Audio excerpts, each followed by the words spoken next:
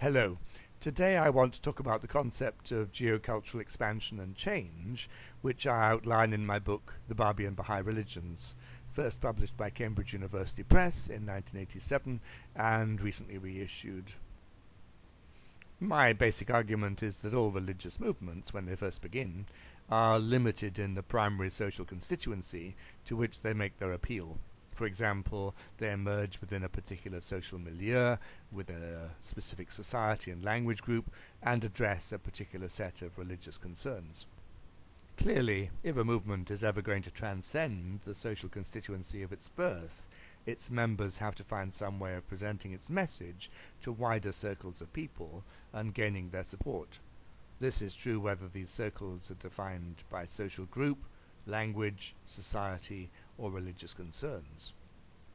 Christianity, for example, first emerged as a small Jewish sect, and only later was able to expand beyond its original Jewish constituency to incorporate Gentiles, initially as a minority within a movement still dominated by Jewish Christians, until the message to the Gentiles proved so successful that non-Jewish Christians, Greeks, Romans, Armenians, and many others greatly outnumbered the small numbers of Christians of Jewish descent.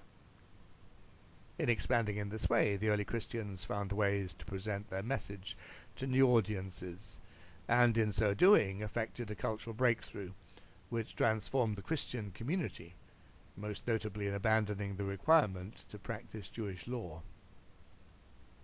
In the case of Babi-Baha'i history, we see a series of these cultural breakthroughs, which have shaped the overall pattern of expansion, both in social and geographical terms. The present video will merely provide a very general overview of these developments, some of which I will try to describe in more detail in subsequent videos. To begin with Babism, we may note that although the movement was relatively short-lived, being largely driven underground to a state of near collapse by the early 1850s, less than a decade after its origin, and although almost all of the Babis were Persian-speaking Shi'i Muslims, the movement had already achieved a significant initial cultural breakthrough, which prepared the way for its subsequent reanimation and later transformation into the Baha'i movement. Thus, almost the entirety of the first wave of Babi converts was drawn from the pre-existing Sheikhi sect of Twelver Shi'ism, of which, in Shoghi Effendi's words, they formed a heterodox and seemingly negligible offshoot.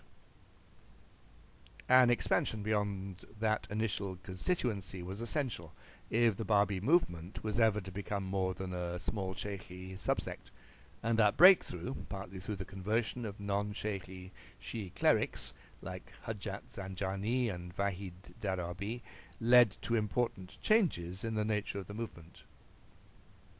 Next, as the Babi movement was reanimated in the late 1850s under the leadership of Baha'u'llah in Baghdad, and later transformed into the Baha'i faith, it began to address new religious and social themes, and adopt a more accessible language, which enabled it to make a multifaceted appeal both to a wide swathe of Iranian Shiites, to non-Shiite minorities in the Middle East, and to people whose first language was not Persian.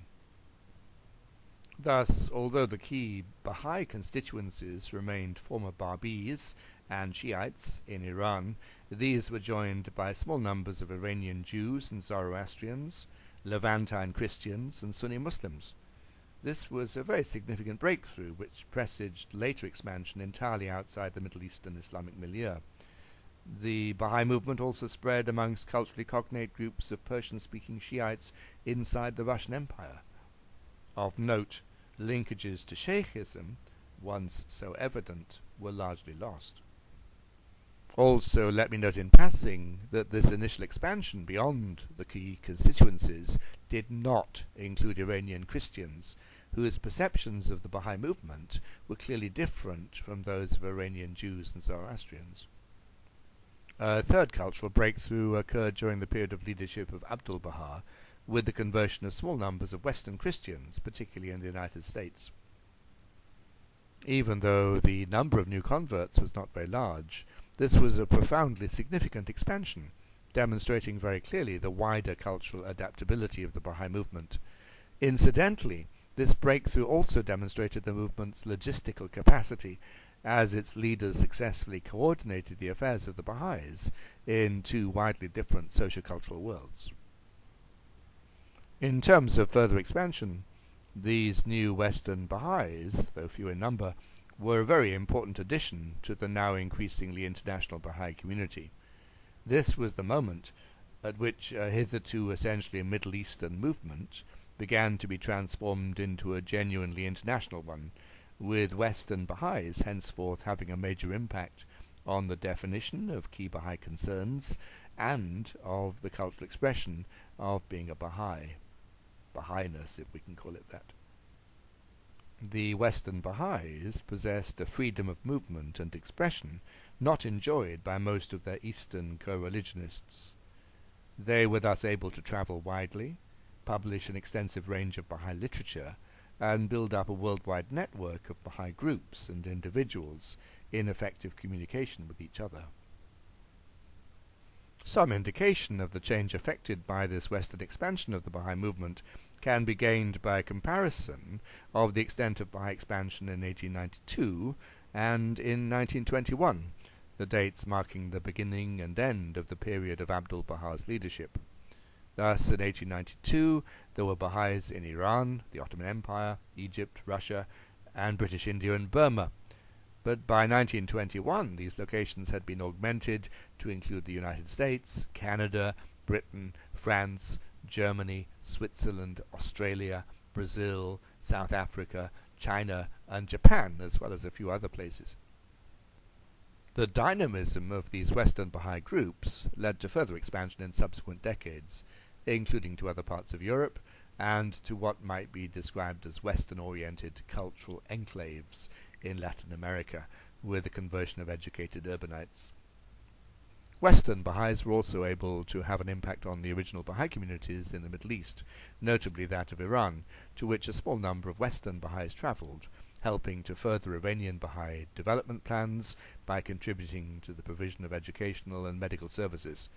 They also played a small role in convincing the more internationally minded Iranian Muslim population that the Baha'i movement was more than a localized sect.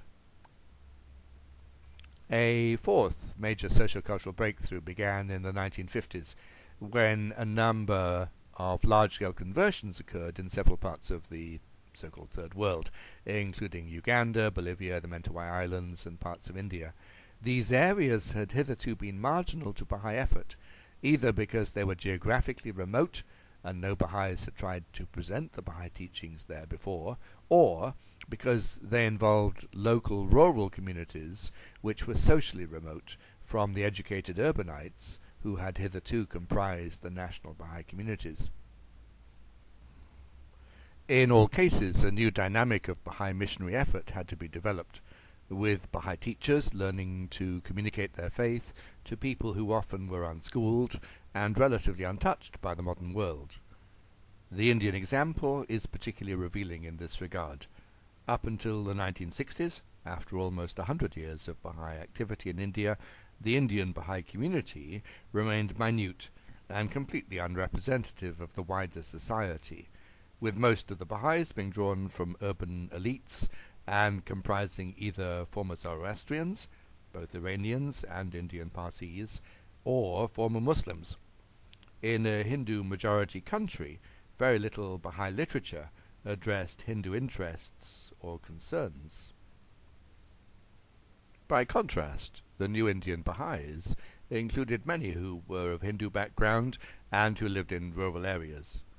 A major reorientation of the Indian Baha'i community followed, with the development of a more popularistic and Hindu-oriented literature and culture, and ultimately a much greater concern with issues of socio-economic development and popular education and literacy.